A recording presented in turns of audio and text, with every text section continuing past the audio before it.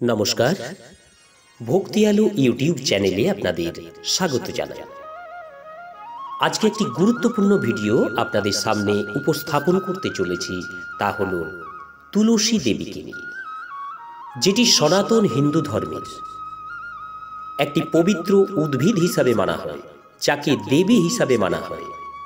তুলসী সংক্রান্ত সম্পূর্ণ ভিডিওটি একবারে শেষ পর্যন্ত শোনার জন্য অনুরোধ জানালাম সনাতন হিন্দু ধর্মের সমস্ত ভক্তগণকে।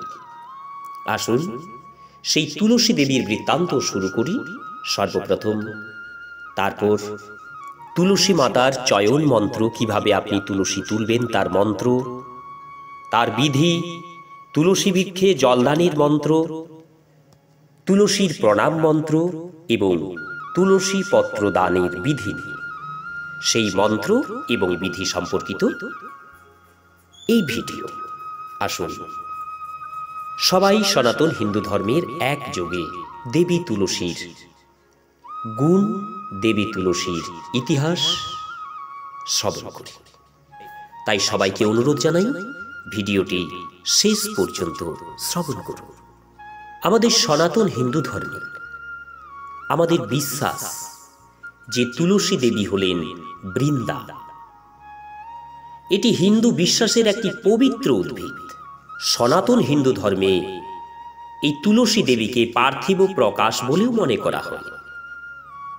তাই তাকে লক্ষ্মীর অবতার এবং বিষ্ণুর সহধর্মী হিসাবেও বিবেচনা করা হয়। আমরা বিশেষত হিন্দুরা আমাদের বাড়ির সামনে বা কাছাকাছি তুলসী উদ্ভিদ আমরা রোপণ করে থাকি। কোনো একটি বিশেষ পাত্র বা রাজমিস্ত্রি দ্বারা কাঠামো তৈরি করে, বেদি তৈরি করে সেই তুলসীকে আমরা রোপণ করি। এই যে বেদিটি, এই বেদিটি হলো বৃন্দাবন। আমাদের অনেকের এই বাড়িতে, বাড়ির কেন্দ্রে তুলসী দেবীকে রোপণ করা হয়। দেবী ভাগবত পুরাণ তুলসীকে লক্ষ্মীর প্রকাশ বলে মনে করে, সম্পদের দেবী এবং বিষ্ণুর প্রধান স্ত্রী। একসময় রাজা বৃষধ্বজা দেবতা শিবের ভক্ত। তার পৃষ্ঠপোষক দেবতা ছাড়া অন্য সব দেবতার পূজা নিষিদ্ধ করেছিলেন। উত্তেজিত সূর্য দেবতা সূর্য তাকে অভিশাপ দেন যে তাকে লক্ষ্মী পরিত্যাগ করবে। বিচলিত হয়ে শিব সূর্যকে অনুসরণ করেন, যিনি পালিয়ে যান। অবশেষে বিষ্ণুর কাছে আশ্রয় চান। বিষ্ণু দেবতাদের বললেন যে পৃথিবীতে বহু বছর কেটে গেছে, বৃষধ্বজ এবং তার উত্তরাধিকারী পুত্র মারা গিয়েছেন। তার নাতি নাতনি ধর্মধ্বজা এবং কুশধ্বজা এখন লক্ষ্মীর উপাসনা করছিলেন।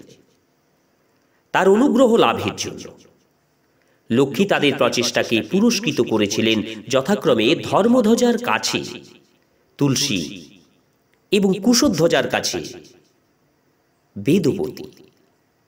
যথাসময়ে তুলসী তার সমস্ত রাজকীয় সান্ত্বনা ত্যাগ করে বিষ্ণুকে তার স্বামী হিসাবে লাভ করার জন্য তপস্যা করতে বদ্রীনাথের কাছে যান।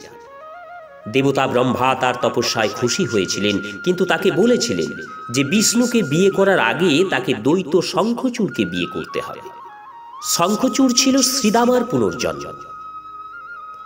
যদিও তিনি শ্রীকৃষ্ণের ভক্ত ছিলেন, তিনি শ্রী রাধাকে ঘৃণা করতেন। তিনি প্রেমাকে বিলাস মনে করতেন। একবার গোলক সফরে শ্রীকৃষ্ণ তাকে তার প্রাসাদের গেট পাহারা দিতে এবং কাউকে ঢুকতে না দিতে বলেছিলেন। আর এই আদেশের পরে তিনি শ্রীকৃষ্ণের প্রাসাদে প্রবেশ করতে বাধা দিচ্ছিলেন, কারণ তিনি বিশ্রাম নিচ্ছিলেন। তারা উত্তপ্ত তর্কে জড়িয়ে পড়ে। ক্রোধে তিনি শ্রী রাধাকে অভিশাপ দিয়েছিলেন যে তিনি শ্রীকৃষ্ণের কথা সব ভুলে যাবেন এবং গোলককে পরিত্যাগ করবেন। এই পৃথিবীতে 100 বছর বেঁচে থাকবেন। তিনি বুঝতে পেরেছিলেন যে রাধা কৃষ্ণের প্রেম মহাবিশ্বের ভিত্তি। তিনিও এই পৃথিবীর উপর শঙ্খচূড় হিসাবে জন্মগ্রহণ করার জন্য অভিশপ্ত ছিলেন শ্রী রাধার কাছে। এই শক্তিশালী দৈত্য ভয়ঙ্কর তপ এবং তপস্যা করে ব্রহ্মাকে সন্তুষ্ট করেছিলেন। ব্রহ্মা তাকে অদম্যতার বর দিয়ে আশীর্বাদ করেছিলেন। শঙ্খচূড় ব্রহ্মাকে তার তপস্যায় সন্তুষ্ট করেছিলেন। তাকে বিষ্ণু কবচ এবং বিষ্ণুর বর্ম দেওয়া হয়েছিল এবং তিনি শঙ্খচূড়কে আশীর্বাদ করেছিলেন যে যতদিন বিষ্ণু কবচ তার শরীরে থাকবে কেউ তাকে হত্যা করতে পারবে না। শঙ্খচূড় এবং তুলসীর শীঘ্রই বিয়ে হয়েছিল।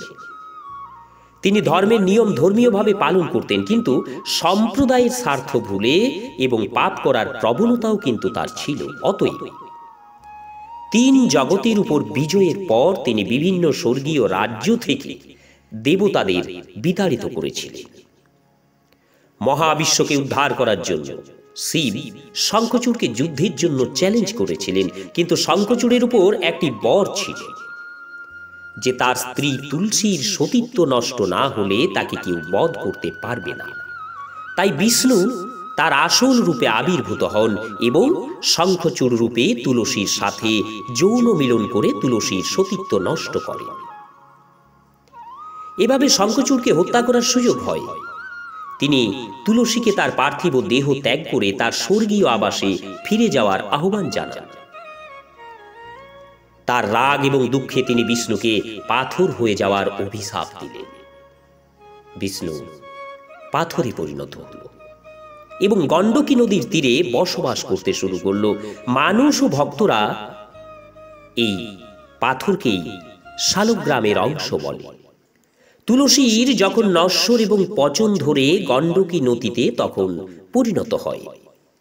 যখন তার চুল পবিত্র তুলসী উদ্ভিদে রূপান্তরিত হয়। একটি বৈষ্ণব কিংবদন্তি অনুসারে তুলসীকে সমুদ্র মন্থনের সাথেও সম্পর্কিত বলা হয়। দেবতাদের এবং অসুরদের দ্বারা মহাজাগতিক মন্থন শেষে ধনন্তরী সমুদ্র থেকে অমৃত নিয়ে উঠেছিলেন। বিষ্ণু এটি দেবতাদের জন্য নিয়েছিলেন।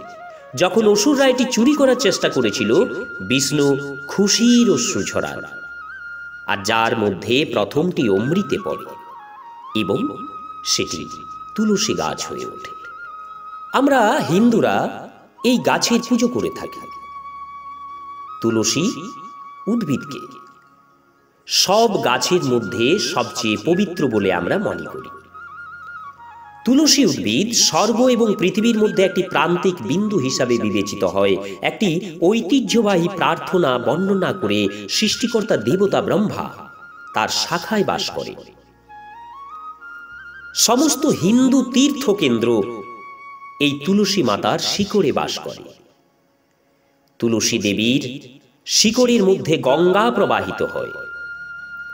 সমস্ত দেবতা তার কাণ্ডে থাকে এবং তার পাতায়, এবং সবচেয়ে পবিত্র হিন্দু গ্রন্থ পবিত্র তুলসীর শাখার উপরের অংশে বেদ পাওয়া যায়।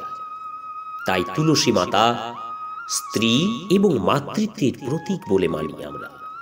এবং বৈষ্ণবরা এই তুলসী উদ্ভিদকে উদ্ভিদ রাজ্যে ঈশ্বরের প্রকাশ বলে মনে করে। এই তুলসী উদ্ভিদ ছাড়া একটি বাড়ি কখনো তীর্থস্থান হিসাবে বিবেচিত হতে পারে না, এটা আমরা মনে করি।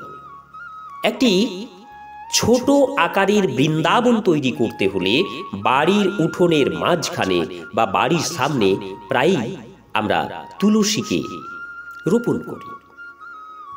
যে ব্যক্তি প্রতিদিন তুলসী মাতাকে জল দেয় এবং যত্ন করে, সে আধ্যাত্মিক যোগ্যতা এবং বিষ্ণুর ঐশ্বরিক কৃপা লাভ করে।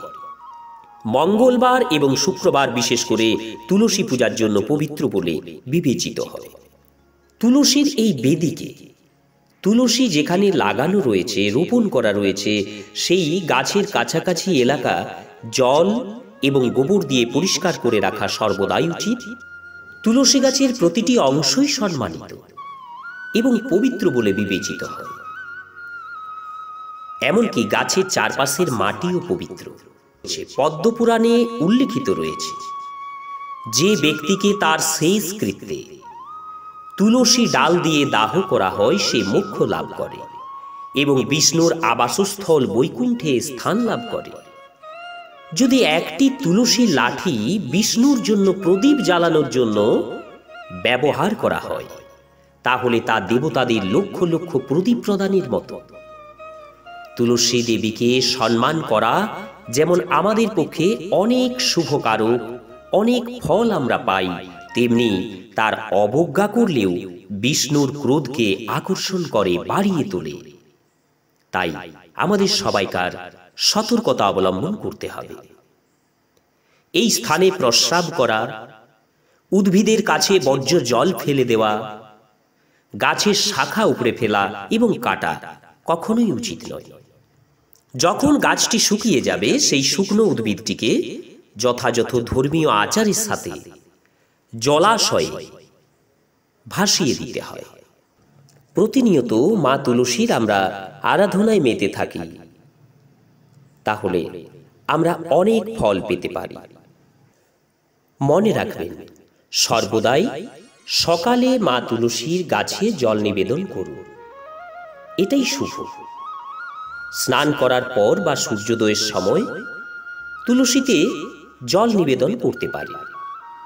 মনে রাখবেন, রবিবারে ভুল করেও তুলসী গাছে জল দেওয়া উচিত নয়।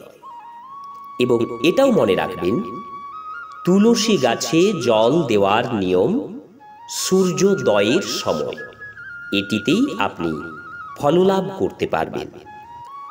এবং এটিও মনে রাখবেন, অমাবস্যা, দ্বাদশী এবং চতুর্দশী তিথিতে তুলসী পাতা ছিঁড়বেন না, না হলে মা লক্ষ্মীর আপনি কৃপা কোনো দিনেই পাবেন না। কখনো তুলসী পাতা ছিঁড়বেন না। রবিবার যদি তুলসী পাতার প্রয়োজন হয়, আগের দিন তুলে রেখে দিন। এটিও মনে রাখবেন, তুলসী পাতা তোলার সময় নখ দিয়ে কখনো টেনে তুলসী পাত ছিঁড়বেন না, খুব জোরেও টানবেন না, হালকা হাতে তুলসী পাতা ছিঁড়ুন। বাড়িতে যদি তুলসী গাছ কখনো শুকিয়ে যায়, সঙ্গে সঙ্গে সেখান থেকে সেটা সরিয়ে ফেলুন, কারণ শুকনো তুলসী গাছ বাড়িতে রাখতে নেই। এবং কি, সেই শুকনো গাছ কোনো সময়ের জন্য ডাস্টবিনে বা যত্রতত্র ফেলবেন না। একটি প্রবাহিত জলস্থানে অথবা প্রতিষ্ঠিত পুকুরেই তাকে নিমজ্জিত করুন। তুলসী গাছ বিষ্ণু, শ্রীকৃষ্ণ এবং বজরংবলীর অত্যন্ত প্রিয়, তাই তাদের পূজায় অবশ্যই তুলসী পাতা ব্যবহার করুন। তবে মহাদেব বা গণেশের পুজোয় তুলসী পাতা ব্যবহার করবেন না। দেবী তুলসীকে নিয়ে আরও যদি ভিডিও চান, কমেন্ট বক্সে অবশ্যই আপনারা কমেন্ট প্রদান করতে পারেন। আপনাদের কমেন্ট এলে আমি অবশ্যই তুলসী সংক্রান্ত আরও ভিডিও তৈরি করব। এরপর তুলসী চয়নের সময় যে মন্ত্র আপনাকে বলতে হবে, সেই মন্ত্রগুলো বলি। যে মন্ত্রগুলো আমাদের বলা উচিত, সেই মন্ত্রগুলো বলেই আপনি তুলসী চয়ন করবেন। তুলসী চয়ন মন্ত্র: ওম তুলস্য মৃত নামাসি সদা ত্বাম কেশব প্রিয়ে, কেশবার্থে চিনমি ত্বাম বরদা ভব শোভনে। তদঙ্গা সম্ভবৈ পত্রৈ পূজয়ামি যথা হরিম, তথা কুরু পবিত্রাঙ্গী কলৌমল বিনাশিনী। এই মন্ত্রপাঠ সহকারে মঞ্জুরি এবং বোঁটার সহিত এক একটি করে তুলসী চয়ন করতে হবে। আসুন এরপর তুলসী বৃক্ষে জলদান মন্ত্র। যখন আপনি জল দেবেন তুলসী গাছে, তখন কোন মন্ত্র বলে আপনি তুলসী বৃক্ষে জল প্রদান করবেন?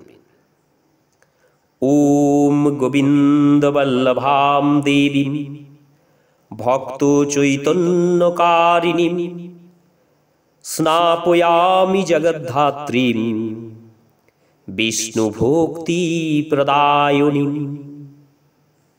এরপর যখন আপনি তুলসী দেবীকে প্রণাম করবেন, তখন সেই মন্ত্রটি হল: ওম বৃন্দাবৈ তুলসী দেবৈ প্রিয়াঐ কেশবস্য চ বিষ্ণু ভক্তি প্রদায়িনী সত্যবতৈ নমো নমঃ।